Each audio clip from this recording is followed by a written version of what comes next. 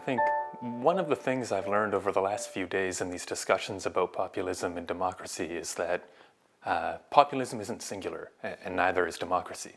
These things are very contextual, so I'm going to reframe the question a little bit. I don't think there's any one standard relationship between populism and democracy, but I want to draw out some of the specificities that I've seen over the last few weeks in the Canadian case.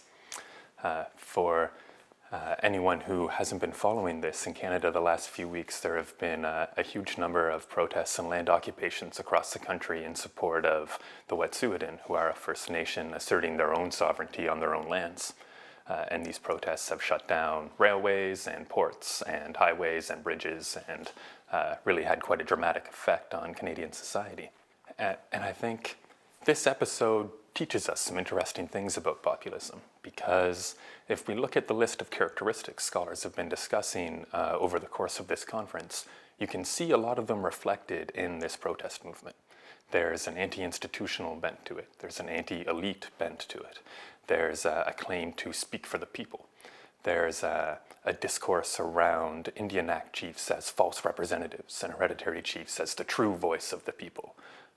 So a lot of this maps very closely onto populist discourse, but in a very different way than we see play out for our Hungarian and Polish guests, for example, where it seems to me that their discussions are very much about the proper understanding of the people, or of the law, or of the Constitution.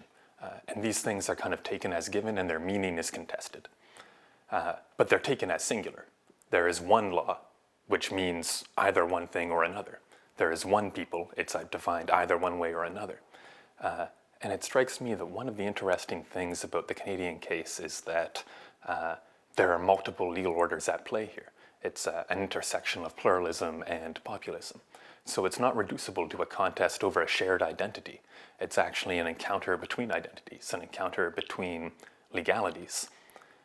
And I think this draws out something really important, because the Wet'suwet'en and their supporters aren't just anti-institutional, they're alter-institutional. They have their own set of institutions that they want to hold up. They're not just anti-elite, they're alter-elite. They have their own sets of elites that they want to hold up. It's simplistic, I think, to understand that just in reference to the Canadian constitutional order, just as a rejection.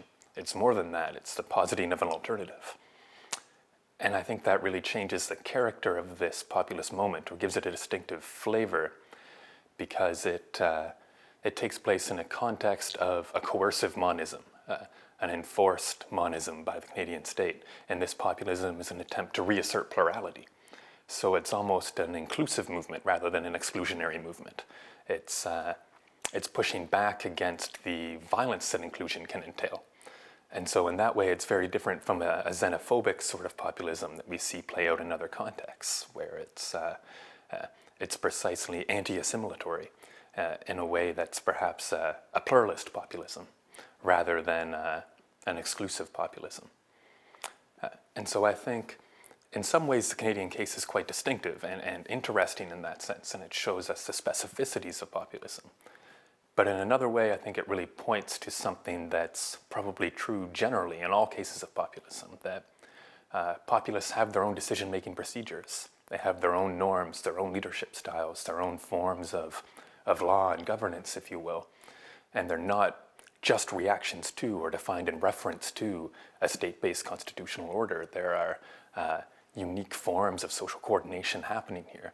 And I think one of the things the Canadian cases teaches us is that if we really want to understand populism, we have to grapple with those internal norms as well as with their relationship to the dominant state norms.